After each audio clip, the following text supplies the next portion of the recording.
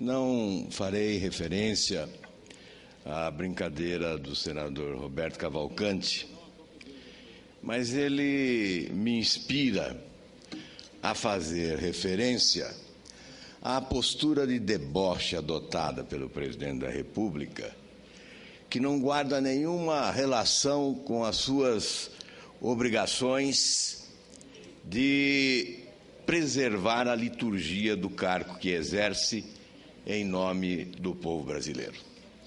É preciso dizer, antes de tudo, que Lula foi eleito para governar o país e não para fazer campanha eleitoral com a máquina pública, como tem feito. É preciso dizer que Lula foi eleito para garantir segurança pública à nação, garantir paz, tranquilidade e segurança para o povo brasileiro, e não para exaltar a violência, como o fez em relação à violência praticada contra o candidato de oposição no Rio de Janeiro. Debochem se desejarem debochar do gesto de militantes que foram apanhados em flagrante, fotografados no ato da violência, num primeiro plano, e depois, em outra oportunidade, fotografados abraçados ao presidente Lula. Mas eu quero, já que fui autorizado pelo debate de hoje, dizer que a obra mais deplorável da gestão Lula foi a da desconstrução da verdade, da consagração da mentira como ferramenta utilizada para sustentar popularidade e, sobretudo, acobertar falcatruas. A obra deplorável foi também a adoção de um modelo de cooptação rastaquera de aliados para a sustentação política do governo. Foi a apresentação de um viés totalitário que se reflete na política diplomática de quem homenageia ditadores mundo afora e se reflete internamente neste cerco à imprensa que decorre desde o início do mandato do presidente da República. Cerco este muitas vezes frustrado, mas que é alvo de uma insistência.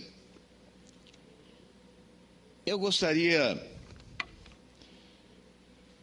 antes de abordar esse cerco à imprensa, que hoje se desenvolve já em 6 estados do país, eu gostaria de dizer que, já que me referi a uma obra deplorável, que a parte mais lastimável desta obra é aquela que diz respeito à ética. Não há como não proclamar uma indignação latente que certamente permeia hoje o dia a dia, o cotidiano de milhares de brasileiros de bem. Como suportar a impunidade diante de tantos escândalos que brotaram exatamente do Palácio do Planalto, na sala ao lado onde trabalha o presidente da República? É impossível enumerar aqui todos esses escândalos. São tantos que certamente a nossa memória não alcançaria a todos eles. Há aqueles que, naturalmente, tiveram uma presença na mídia maior e, por isso, estão vivos na memória popular. Quem é que... eu não tenho nenhuma dúvida em afirmar. Não precisaria analisar nenhum outro quesito. Não precisaria analisar nenhuma outra performance deste ou de outro governo. Bastaria esse item para que a condenação se efetuasse. O cidadão de bem não pode deixar de repudiar um governo de corrupção. Não pode deixar de condenar um governo cúmplice, negligente, parceiro da corrupção.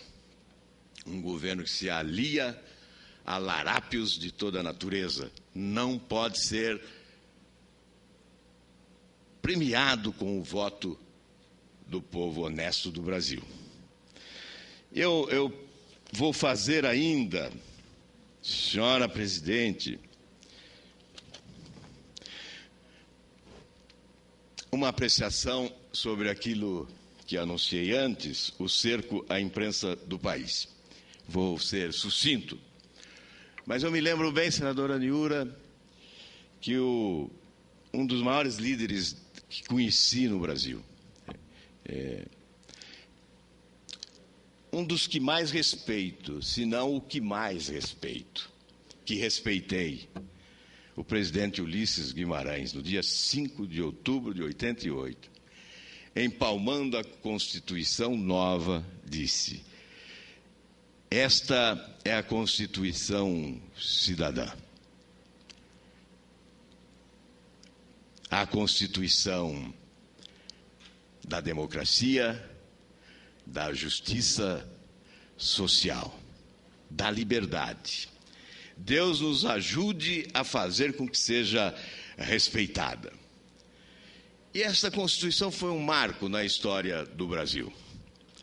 As conquistas democráticas, os capítulos referentes a direitos humanos e a liberdades individuais fizeram desta Constituição, sem dúvida, o documento histórico da democracia no nosso país. E toda vez que alguém tentar alvejar princípios básicos desta Constituição, nós devemos reagir. Desde 2003, o governo Lula tentou cercear a liberdade de imprensa em pelo menos 6 ocasiões. E olha, cerceada a liberdade de imprensa, as demais estarão comprometidas. A falência da liberdade de imprensa é a morte das demais liberdades. Thomas Jefferson, muito mais radical do que nós, em relação à liberdade de imprensa, afirmava simplesmente o seguinte: entre um governo sem imprensa e uma imprensa sem governo, prefiro a última alternativa. Mas o presidente Lula tentou cercear a liberdade de imprensa em pelo menos 6 ocasiões. E eu vou fazer um relato sucinto. A expulsão do jornalista Larry Rotter em maio de 2004. O Planalto chegou a anunciar a expulsão desse jornalista, correspondente do New York Times. O motivo foi uma reportagem em que ele relatava o fato de o presidente Lula gostar de bebidas. Então, esse foi o primeiro ato de cerceamento da imprensa, tentativa de expulsão de um jornalista.